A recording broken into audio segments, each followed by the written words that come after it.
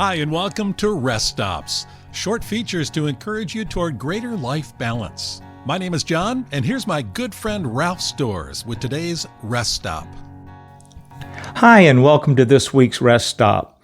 I hope the title of this post got your attention. I promise it's not clickbait. I do want you to build a wall, just not the one that probably came to mind when you read today's title. This will not be a politically laced message about the need to protect U.S. borders and address illegal aliens or our country's immigration policies. Instead, I want you to build a border around your life, not to isolate yourself from others or become a hermit, but instead to put boundaries in place to protect your physical, mental, emotional, and spiritual borders so that when you do engage in life and with others, you will flourish. The Rest Stop is coming up on 2 years since I began writing weekly blogs about pursuing greater rest and life balance.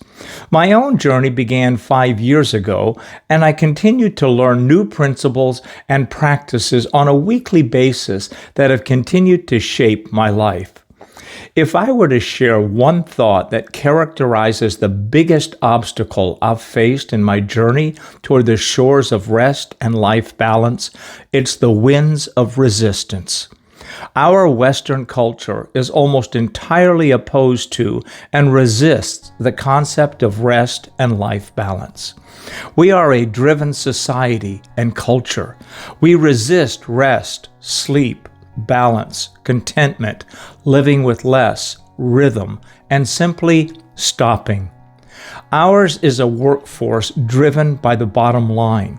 We demand more productivity, more sales, move more product, make more money, work longer hours, keep insane schedules, maintain no margins, and all at the expense of the important relationships in our life that we are supposedly trying to do all this for in the first place.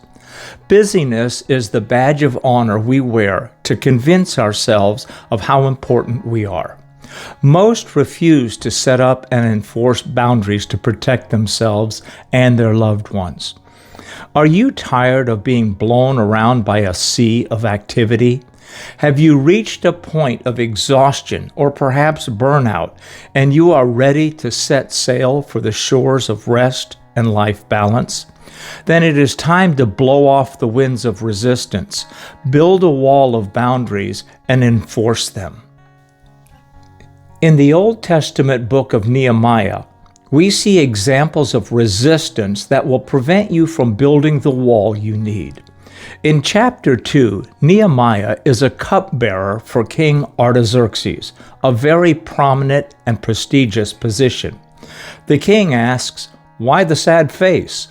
which was a no-no in the presence of a king. But Nehemiah found favor, and the king asked 2 questions. Why and what do you want me to do?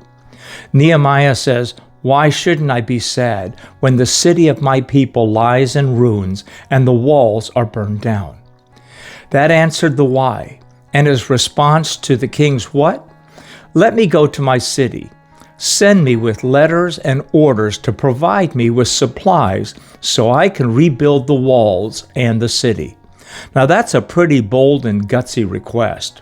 The king grants his requests, and in an amazing 52 days, the walls of Jerusalem were completed and the gates of the city were set.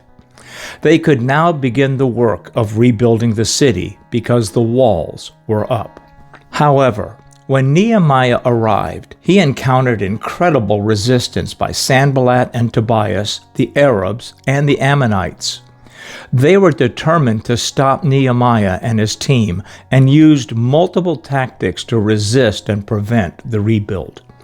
The enemies first created an atmosphere of danger, threatening Nehemiah and the workers as they started the building project.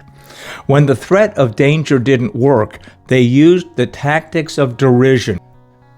They mocked and ridiculed Nehemiah and his work crew.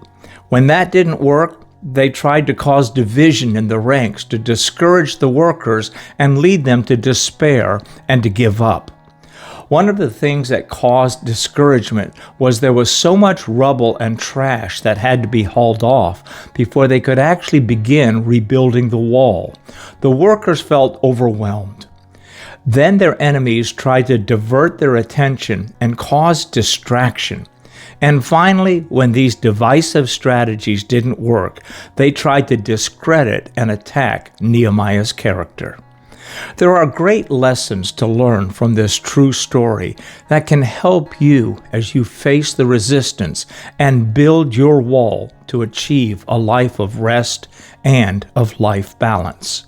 First, recognize that the resistance of derision, distraction, division, and discouragement will come. Second, in the biblical narrative, Nehemiah and the workers met the resistance and attacks with prayer and preparation. They were resilient.